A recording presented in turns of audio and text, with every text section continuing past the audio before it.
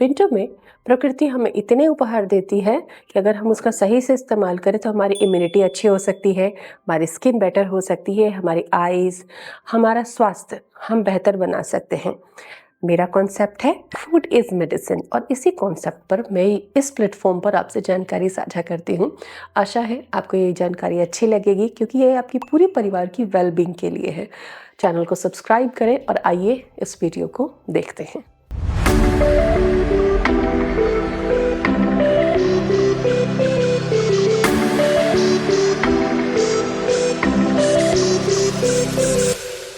Welcome to प्रीनास diet clinic. ईमानदारी से बताइएगा कमेंट सेक्शन में कि आपके घर में बच्चों को बार बार खांसी, कफ होना, बड़ों को कफ होना, नेजल कंजेशन होना, घर के मेंबर्स को, बड़ों को पैरों में दर्द होना या जॉइंट पेन आना कॉमन होगा ना। तो इसके लिए ज़रूरी है कि हम विंटर के कुछ फूड को प्रायोरिटी से खाएं।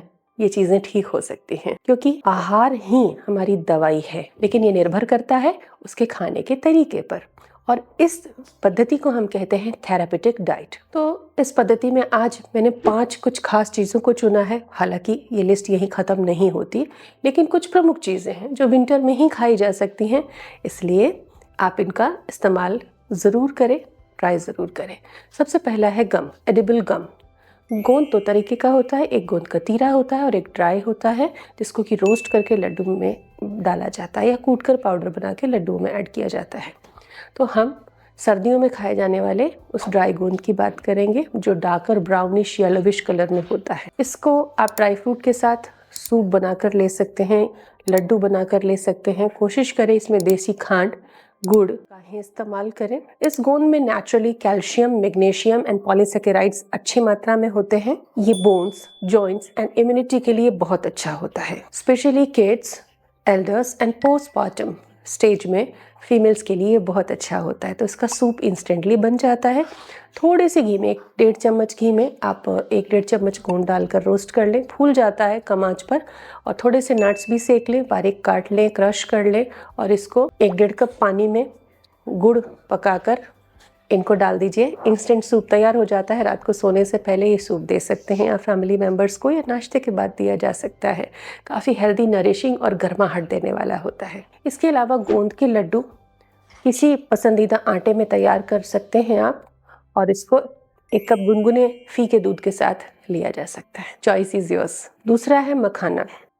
यूँ तो मखाना खाने का कोई टाइमिंग नहीं है विंटर या समर, लेकिन विंटर्स में मखाने एक बहुत अच्छा स्नैकिंग ऑप्शन होते हैं।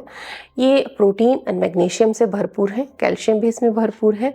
तो विंटर्स में जब स्नैकिंग का बहुत मन होता है तो हम मखाने की कई रेसिपी स्वीट या सॉल्टी तैयार कर सकते हैं। पर्सन पे डिपेंड करेगा कि आपको किसे स्वीट देना है और किसे सॉल्टी देना है, कि इसकी क्या टॉलरेंस है। Kidney, heart and diabetic patient के लिए बहुत अच्छा होता है। बच्चों के लिए बहुत अच्छा है। बाहर का स्नैक देने के बजाय आप फ्लेवर्ड घर में onion powder, garlic powder add करके आप फ्लेवर्ड मखाने का स्नैक तैयार कर सकते हैं। बच्चों को हमें 30 कैलोरी देनी होती है, तो आप इसको घी में अच्छे से रोस्ट करके और सीजनिंग लगाकर बच्चों को दीजिए। बच्चे कभी भी बाहर का स्नैक्स नहीं मांगेंगे। हाई एंटीऑक्सीडेंट, प्रोटीन, कैल्शियम इसको बहुत ही बेहतरीन बनाता है और वेट मैनेजमेंट में भी काफ़ी फ़ायदेमंद होता है अगर आपने इसमें फ़ैट कम यूज़ किया है।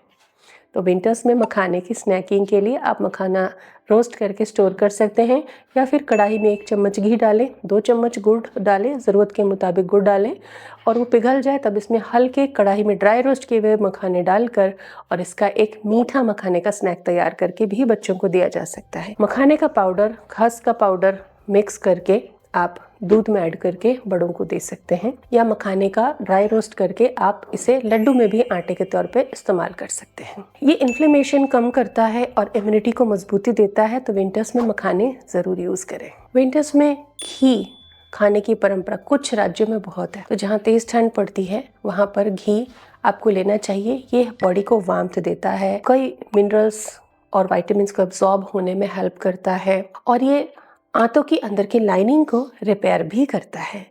तो सर्दियों में लड्डू के अंदर घी डाला जाता है, जो मोटा अनाज खाया जाता है उस पर घी लगाया जाता है, वैसे खा सकते हैं। और दाल और सब्जी में घी डालकर खाने सर्व करने के बाद में गर्मा गर्म दाल सब्जी में घी डालकर भी आप इंजॉय कर सकते हैं।